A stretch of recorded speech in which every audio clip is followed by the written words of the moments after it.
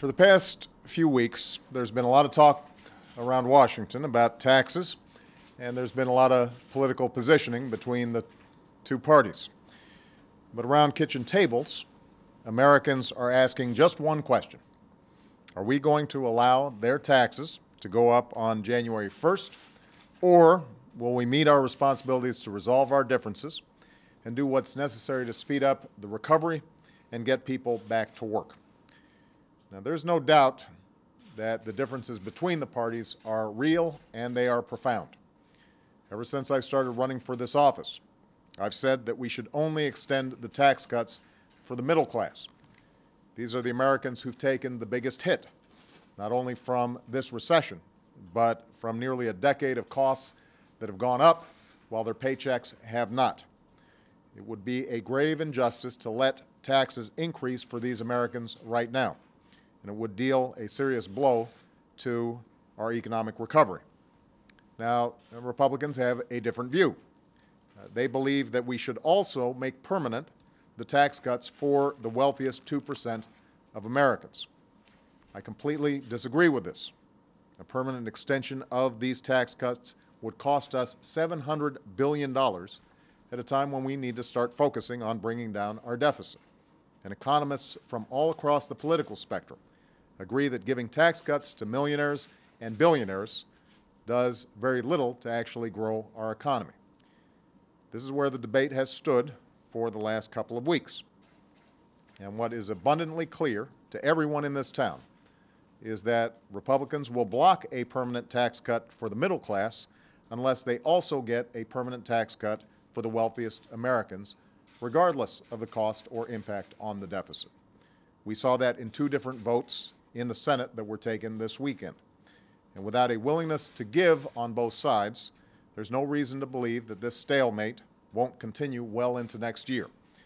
This would be a chilling prospect for the American people, whose taxes are currently scheduled to go up on January 1st because of arrangements that were made back in 2001 and 2003 under the Bush tax cuts.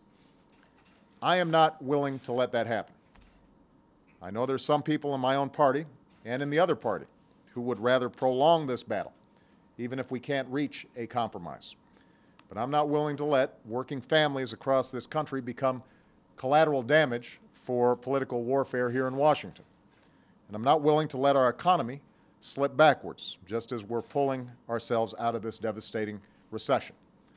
I'm not willing to see 2 million Americans who stand to lose their unemployment insurance at the end of this month be put in a situation where they might lose their home or their car or suffer some additional economic catastrophe. So sympathetic as I am to those who prefer a fight over compromise, as much as the political wisdom may dictate fighting over solving problems, it would be the wrong thing to do. The American people didn't send us here to wage symbolic battles or win symbolic victories. They would much rather have the comfort of knowing that when they open their first paycheck on January of 2011, it won't be smaller than it was before, all because Washington decided they preferred to have a fight and failed to act. Make no mistake, allowing taxes to go up on all Americans would have raised taxes by $3,000 for a typical American family, and that could cost our economy well over 1 million jobs. At the same time, I'm not about to add $700 billion to our deficit by allowing a permanent extension of the tax cuts for the wealthiest Americans. And I won't allow any extension of these tax cuts for the wealthy, even a temporary one, without also extending unemployment insurance for Americans who've lost their jobs or additional tax cuts for working families and small businesses. Because if Republicans truly believe we shouldn't raise taxes on anyone while our economy is still recovering from the recession, then surely we shouldn't cut taxes for wealthy people while letting them rise on parents and students and small businesses.